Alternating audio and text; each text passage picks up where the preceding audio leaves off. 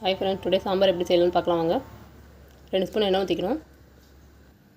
கடுகு 2 ஸ்பூன், ஜீரகம் கொஞ்சமாக போட்டுக்கோங்க, பெருங்காயம், 2 வெங்காயம், 2 தக்காளி, 3 பச்சை மிளகாய் ஆட் பண்ணிக்கணும்.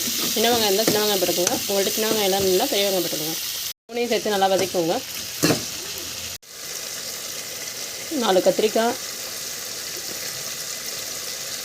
அவரைக்காய், கேரட்டு 4 எடுத்துக்கணும். எல்லாத்தையும் சேர்த்து ஒன்றா வதக்குவோங்க. சும்மா லைட்டாக வதக்கினா போதும். வதக்கிட்டு பருப்பு வேக வச்சுக்கிட்டு அதை கத்திரிக்காய், 4 கேரட்டு, அவரைக்காய் ஒரு 100 கிராம் எடுத்துகிட்டு எல்லாம் கட் பண்ணி கொஞ்சம் வதக்குவோங்க. இது லைட்டாக வதக்கினா போதும். வதங்கின உடனே வேக வச்ச பருப்பை எடுத்து இதில் ஊற்றிக்கிட்டு நல்லா கொதிக்க விடுங்க. காய் வெந்ததும் சுடு தண்ணி ஊற்றி கரைச்சி ஊற்றி தாளித்து கொட்டுங்க. அவ்வளோதான். பருப்பு 2 டம்ளர் எடுத்துகிட்டு கழுவிட்டு மஞ்சள்தூள் போட்டு கொஞ்சம் ஆயில் ஊற்றி யூஸ் பண்ணிக்கோங்க. பருப்பு உங்களுக்கு தேவையான அளவு வேக வச்சு வச்சுக்கலாம். இதில் நான் 2 டம்ளர் பருப்பும் மஞ்சள்தூள் கொஞ்சம் ஆட் பண்ணிவிட்டு ஆயில் கொஞ்சம் ஆட் பண்ணியிருக்கேன். 3 விசில் விட்டுருக்கேன். வேக வச்சு வச்சதில் இப்போ நம்ம வதக்கின காய்கறி எடுத்து போடணும். இதில் அதோட ஆட் பண்ணிட்டோம்.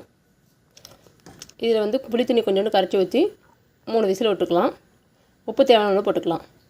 அவ்வளோதான் ஃப்ரெண்ட்ஸ், சாம்பார் ரெடி ஆயிடுச்சு. எடுத்துக்கோங்க. இதை ஒரு சொம்பு தண்ணியில் ஊற வச்சு கரைச்சி அதோட ஆட் பண்ணிக்கோங்க. சாம்பாரோட ஆட் பண்ணிவிட்டு 3 விசில் விட்டுக்கோங்க.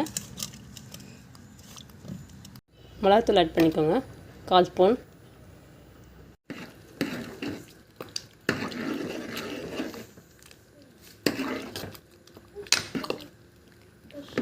இதோட புளித்தண்ணி நம்ம ஆட் பண்ணிக்கலாம்.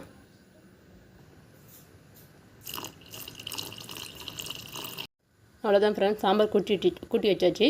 இதில் விசில் போட்டு 2 விசில் விட்டால் சாம்பார் ரெடி ஆகிடும்.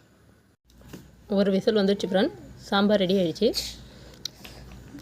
இந்த வீடியோ பிடிச்சிருந்தால் லைக் பண்ணுங்கள், ஷேர் பண்ணுங்கள், கமெண்ட் பண்ணுங்கள், சப்ஸ்கிரைப் பண்ணுங்கள். பாய்.